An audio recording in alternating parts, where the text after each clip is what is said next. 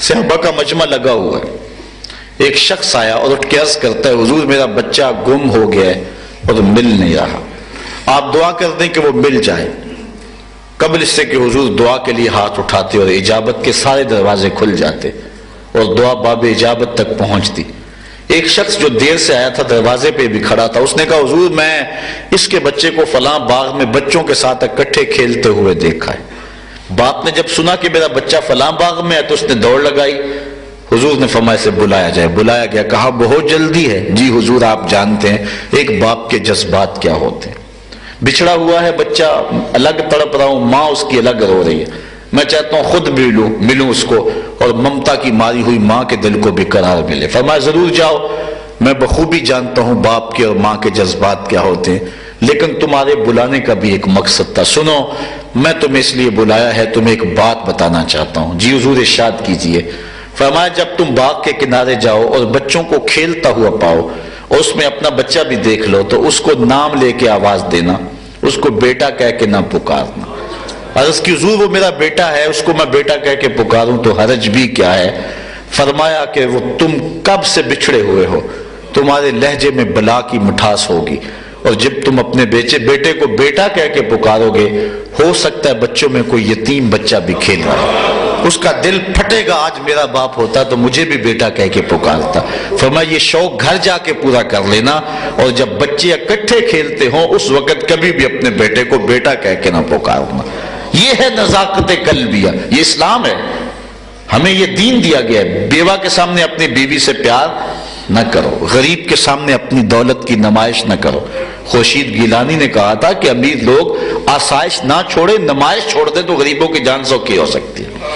یہ جو نمائش کرتے ہیں, حضور نے تو یہاں تک فرمایا کہ اپنے گوشت کی خوشبو سے اپنے غریب ہمسائے کو تکلیف نہ دو, یا تو تھوڑا سا پانی زیادہ ڈال لو اور پیالی شوربے کی ان کے گھر بھی بیچ دو. اگر نہیں کر سکتے تو ایسے زاوی اور ایسے وقت میں پکاؤ کہ غریب ہمسائے کے بچے سو چکے ہوں. اگر ان تک خوشبو پہنچ گئی اور وہ اپنے مزدور باپ سے ضد کر بیٹھے تو بتاؤ ضد کا علاج کس کے پاس ہوگا. وہ کیا کسی نے کہا تھا, دوپہر کو سلا دیتی ہے بچوں کو وہ اس ڈر سے گلی میں پھر کھلونے بیچنے والا نہ آ جائے. ہم نے کبھی لوگوں کے درد کو سمجھا؟ ہمارے دیہاتوں میں ایک رواج ہے کہ جب ہم اپنی بیٹی کی شادی کرتے ہیں تو اس کا جہیز چارپائیوں پہ بچھا دیتے ہیں, پھر ایک عورت کو بیچتے ہیں, جاؤ جا کے پورے محلے میں بستی میں بتاؤ کہ بیٹی کا جہیز دیکھ جاؤ. اس کو رسم وکالہ کہتے ہیں. بیٹی اپنی کو جہیز دے رہے, لوگوں کو دکھلا رہے ہیں صرف اس لیے کہ لوگ باتیں کریں جی حد کر دی, خان صاحب, ملک صاحب, چودھری صاحب, سیٹھ صاحب نے اخیر کر دی, بڑا دیا بیٹی کو. دیا تو اپنی بیٹی کو, لیکن ہم چاہتے ہیں کہ تندوروں پہ, چوپالوں پہ, بیٹھکوں میں باتیں ہوں. باتیں ہوئیں, لوگوں نے کہا, لیکن یہ کسی نے نہ سوچا کہ تمہاری بیٹی کا جہیز دیکھنے کے لیے یتیم بچیاں بھی آئیں. اس مزدور کی بیٹیاں بھی آئیں جو بوڑھا ہونے کے باوجود کانپتے ہوئے ہاتھوں میں اوزار اٹھا کے مزدوروں والے اڈے پہ جا کے بیٹھ جاتے. بڑھاپے کی وجہ سے انہیں قبول بھی نہیں کرتا کوئی. وہ کہتے ہیں 10-20 روپے کم دے دینا لیکن ہمیں لے جاؤ, لیکن اسے کوئی, یہ بوڑھا آدمی کیا کرے گا, اسے کوئی قبول نہیں کرتا. جب وہ چٹے دن واپس پلٹتا ہے, جب 10-11 بجے واپس گھر لوٹتا ہے مایوس ہو کہ اب مجھے لینے والا کوئی نہیں آئے گا, تو جانتے ہو کہ اس کے قدم کتنے بوجھل ہوتے ہیں. آج وہ اپنی بیوی کو کہہ کے آیا تھا کہ آج جو مجھے مزدوری ملے گی اس کا آٹا لے کے آؤں گا.